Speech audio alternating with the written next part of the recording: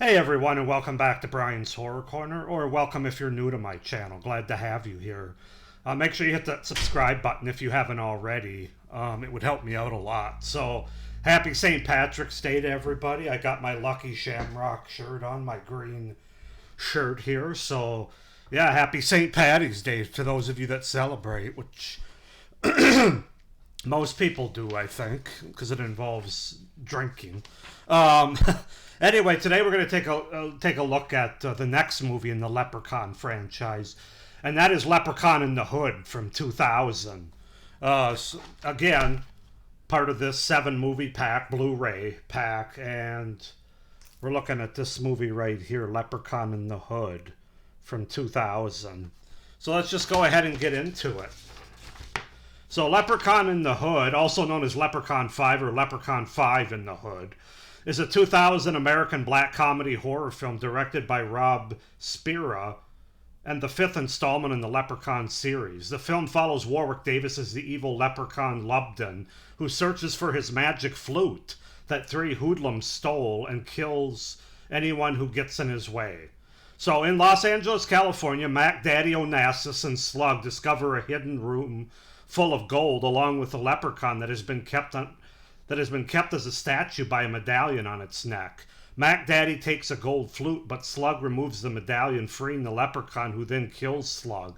Mac Daddy manages to trap the leprechaun with the medallion again before leaving with the flute. 20 years later, wannabe rap artists Postmaster P, Stray Bullet, and Butch have their speaker destroyed while at an audition. The friends break into Mac Daddy's office to rob him of the gold flute. When Mac Daddy returns to the middle of the robbery, Postmaster P panics and shoots him in the chest, thinking he's killed him.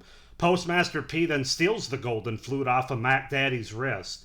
During the chaos of all this, Butch accidentally frees the leprechaun by stealing the amulet off the stone body. The leprechaun hunts the friends with the help of his zombie fly girls, a trio of women enslaved by his magic, in order to recover his stolen flute, which places listeners of its tune in a euphoric trance. Mac Daddy, who survived due to the bullet being caught by his necklace, also hunts the friends to reclaim the flute, which is the key to his success. So basically, this golden flute, whoever has it is successful, is what we learn in this movie.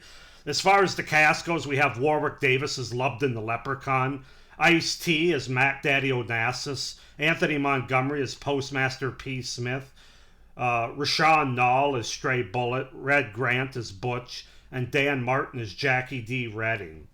So yeah, that's to set up the premise and the cast for the 2000 film Leprechaun in the Hood from 2000.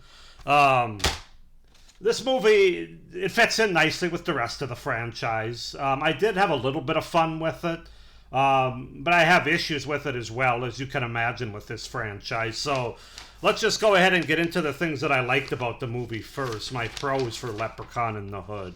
The kills. I thought the kills were a big improvement, especially over the last movie, Leprechaun in Space. They're much bloodier and gorier. I like the first one back in like the 70s, where he pulls like a comb out of one of the afros that discover his lair there. One of the guys that have an afro, he pulls out the comb and stabs the other guy in the throat with it, basically. We get a nice gore shot there. But really, I mean, it's not so much that the kills are unique or different, it's more the fact that they actually show some blood and gore to them. Which, if you're going to have a horror comedy like this franchise does, we got to have some kills that are decent, man.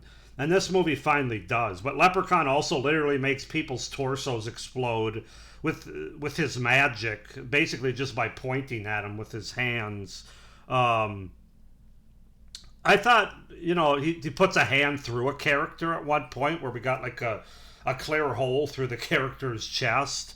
It's pretty ridiculous stuff, and obviously his magic is much stronger in this movie than some of the other ones. But I thought the kills and the gore were pretty ratcheted up in this movie. One of the big pros I have to say about this movie is it's the first real movie in the franchise that actually has some kind of connection to a previous movie, or movies in this case, in the franchise. So I appreciated that as somebody that's complained so far about these are basically just their own movies, their own tales involving Leprechaun that have no through line, no connection in the franchise. This movie connects both to the original to a certain degree, and especially the third movie in the franchise. You know, they basically get the Leprechaun. They get to the Leprechaun and ultimately defeat him in a way by lacing a joint with four-leaf clovers, which kind of goes back to the first movie where a four-leaf clover was sort of the thing that kept Leprechaun at bay. So I like that. There's some connective tissue there. And then also the third movie, the fact that Leprechaun is a statue again, and this amulet that's on the statue is what keeps him at bay and keeps him in statue form. And if it's pulled off, he comes alive and wreaks havoc. That's kind of a throwback to the third movie. So the first and third movies, there's some connection to those two. Even if you want to say that I'm sort of stretching it, this franchise, I don't care because I'm just happy to have any connective tissue, even if it's a bit of a stretch. So yeah, that stood out to me, and I like that there's some connective tissue here. The end of the movie, while being silly, not one of the better endings, it did have a nice, entertaining little twist. Kind of the antithesis of the beginning of this movie, kind of the opposite of that. I liked it, and I enjoyed it from a silly, fun standpoint. Just kind of how it ends. If you know, you know. Leprechaun did seem a lot more unforgiving in this movie, less silly and more serious about business. I mean, he's still got his quotes and his funny moments, ridiculous stuff, but that kind of took me by surprise. I wasn't expecting that, but I enjoyed it. I liked the fact that he was more unforgiving and more sadistic's not the right word. He's just meaner. Like, his magic powers are obviously stronger, and he doesn't screw around as much to me. Now, you could say with the magic powers he has, the movie shouldn't have gone as long as it did, because he should have been able to just take back his golden flute right away with what he could do. But still, I just felt like Leprechaun. Maybe I'm thinking too much about the fourth movie where he's in space and it's just a complete silly, cheesy. Nothing is serious in that movie, and not a lot is serious in this movie, although at times it is. But I don't know, Leprechaun just seemed more like a badass to me in this movie.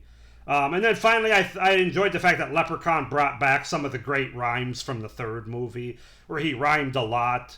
The best one in this movie, and I'm probably going to butcher it here, but how does it go? Something like a friend in weed is a friend with weed is a friend indeed. But a friend with gold, how the hell does it go? I know I got the first part right. A friend with weed is a friend indeed. But a friend with gold. I can't remember the second part, but it's probably my favorite rhyming phrase in the whole franchise, or certainly one of them. If you guys remember, you can comment down below, but I'm, of course, going to look for it right after this video. I just don't want to do it right now in the middle of it here, but that was great. I enjoyed that, and that's where Leprechaun still got some of the funny, sillier aspects of that character that still work in the franchise. So those are kind of my pros for Leprechaun in the Hood from 2000. As far as cons go, I have to say, this is the first movie where I feel like Leprechaun is more of a guest star in his own movie, as opposed to, like, the movie being about Leprechaun. It's more like he's kind of in the background. He kind of pops in and out as needed. But most of the focus of the story is on this rapper and his two friends. And like I said, Leprechauns sort of in the background. He pops up. He's still a decent part of the movie, but the movie's not focused on Leprechaun like the first four was. This movie's much more about these rappers trying to be successful and, you know, stealing this golden flute from this character of Mac Daddy, who stole it from the Leprechaun at the beginning. And then Leprechaun, of course, pops in trying to get it back as well. But I don't know, if you watch the movie, it feels like Leprechaun. I don't want to make a Hellraiser comparison like the last 6 movies in that franchise where Pinhead just appears for like 5 minutes, because Leprechaun certainly does more than that in this movie. But it's got a little bit of that vibe where it feels like he's just kind of like they had an idea that didn't have Leprechaun in mind, but then they decided, let's throw Leprechaun in and call it a Leprechaun movie. I don't know if other people feel the same way. Comment down below. But it just didn't feel like he was the focus of this movie as much. The movie really just, ultimately, at the end of the day, the movie is just really another attempt, ultimately, to place the Leprechaun in a new setting and infuse new things that hasn't been infused in the series before, mainly pot or weed, drugs, rap, and blaxploitation into the franchise, which is just kind of lame when you really don't. It's lame from a writing standpoint. You clearly don't have that much going for this character, this franchise anymore. No, we put him in space. Now let's put him in the hood. Let's put him underwater at some point. I mean, it's just they're kind of grasping at straws here, and that's really what the movie is. It's just another attempt to put him in a new setting, and a bit of a cash grab, if you will. Even though I know this is direct to sequel, or a sequel that's direct to video, I should say, but still, I just find that kind of lame and lazy. The comedy in this movie wasn't what I thought it was going to be. When you hear the title Leprechaun in the Hood, you think this is going to be really funny, maybe the funniest one of the series so far. It's really kind of not. It's kind of a letdown in terms of the comedy, and I thought there was a lot of missed potential, missed opportunities in that regard. Given the setting that they put Leprechaun in, I thought it could have been a lot more interesting from a comedy standpoint. And that kind of gets on to my last con of the movie, which is they really didn't know what tone to go for in this movie, because while there is comedy and silliness in this movie at points, they also kind of play it seriously, especially as it relates to this rapper Postmaster P. Smith and his two friends. There's a lot of seriousness trying to play it straight and trying to get these guys that are having trouble being successful or getting a break. I don't know. It's almost like, and this is just me once again, maybe I'm the only one that feels this way, but it's kind of like they had this idea for a movie with some guys who rap that are trying to be successful, and the seriousness involved in that with being, trying to get out of the hood and go to Las Vegas and stuff. And then they decided to insert Leprechaun into it, and that's where the comedy stuff kind of comes in. I don't know. The tone is just kind of, it doesn't work. I think it might be the most off.